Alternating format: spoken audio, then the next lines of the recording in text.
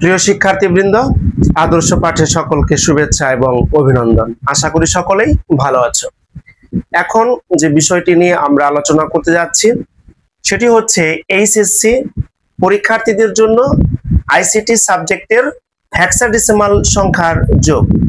আমরা গত ক্লাসে অক্টাল সংখ্যার যোগ কিভাবে করতে হয় সেই বিষয়ে আলোচনা করেছি। আজকে হেক্সাডেসিমাল সংখ্যার যোগ সম্পর্কে আলোচনা করব। তার আগে প্রিয় শিক্ষার্থীবৃন্দ, তোমাদের জেনে নেওয়া উচিত হেক্সাডেসিমাল সংখ্যা পদ্ধতির ভিত্তি কত। আমরা সকলেই জানি হেক্সাডেসিমাল সংখ্যা পদ্ধতির ভিত্তি হচ্ছে 16 এবং মৌলিক অঙ্ক হচ্ছে 16টি। এই মৌলিক অঙ্কগুলো কি কি আমরা একটু জেনে নেব। 0, 1, 2, 3, 4, 5, 6, 7, 8, 9 এবং A, B, C, D, E, F।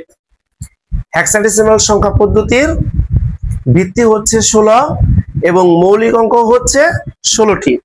সেই 16টি হচ্ছে 0 থেকে 9 পর্যন্ত এবং A, B, C, D, E, F।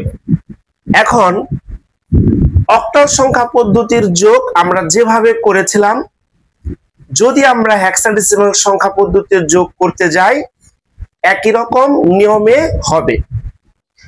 Hexadecimal সংখ্যা পদ্ধতির ভিত্তি হচ্ছে 16।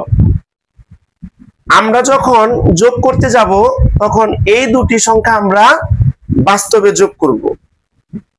সেই যোগফল যদি 16 এর চেয়ে বেশি হয় তাহলে 16 দিয়ে ওই যোগফলকে ভাগ করতে হবে। যোগফল যদি 16 এর চেয়ে কম হয় তাহলে সেই সংখ্যাটি হবে উত্তর, মানে যোগফল। এবং যোগফল যদি 16 এর সমান হয় তাহলে যোগফল হবে 0 এবং হাতে আমাদের 1 থাকবে। তো প্রিয় শিক্ষার্থীবৃন্দ, এফ মানে বাস্তবে 15।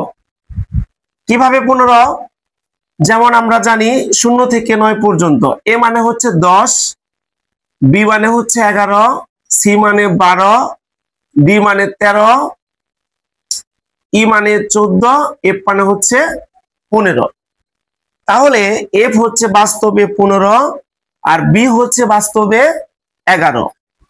এখন এই দুটি সংখ্যা যদি আমরা যোগ করি বাস্তবে তাহলে যোগফল হচ্ছে 26। অর্থাৎ যোগফল 16 এর চেয়ে বেশি। তাহলে কি করতে হবে? 16 দিয়ে 26 কে ভাগ করতে হবে।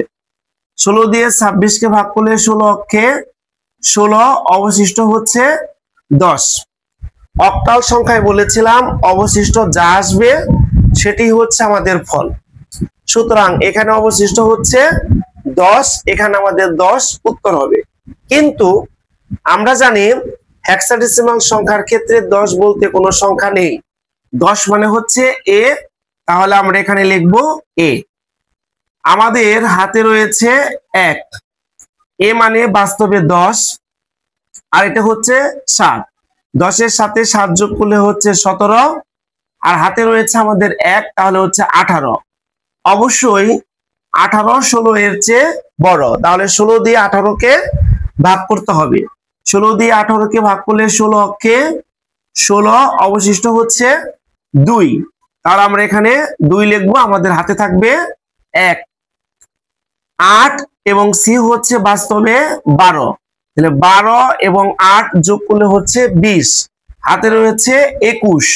অর্থাৎ 16 দিয়ে 21 কে ভাগ করতে হবে। 16 অক্ষে 16, অবশিষ্ট রয়েছে 5। তাহলে এখানে আসবে হচ্ছে 5, হাতে আমাদের রয়েছে 1। 1 আর 9 যোগ করলে বাস্তবে 10, হাতে রয়েছে 1। 10 আর 1 কে যোগ করলে 11। আমরা জানি হেক্সাডেসিমালের ক্ষেত্রে 11 মানে হচ্ছে বি। আমাদের এখানে বি লিখতে হবে। এই হচ্ছে হেক্সাডেসিমাল সংখ্যা পদ্ধতির যোগ। আশা করি হেক্সাডেসিমাল সংখ্যা পদ্ধতির যোগ কিভাবে করতে হয় সে সম্পর্কে আমরা বুঝে নিয়েছি। আমরা আগামী ক্লাসে যে বিষয়টি নিয়ে আলোচনা করব সেটি হচ্ছে বাইনারি সংখ্যার বিয়োগ। আজ এই পর্যন্তই। ধন্যবাদ।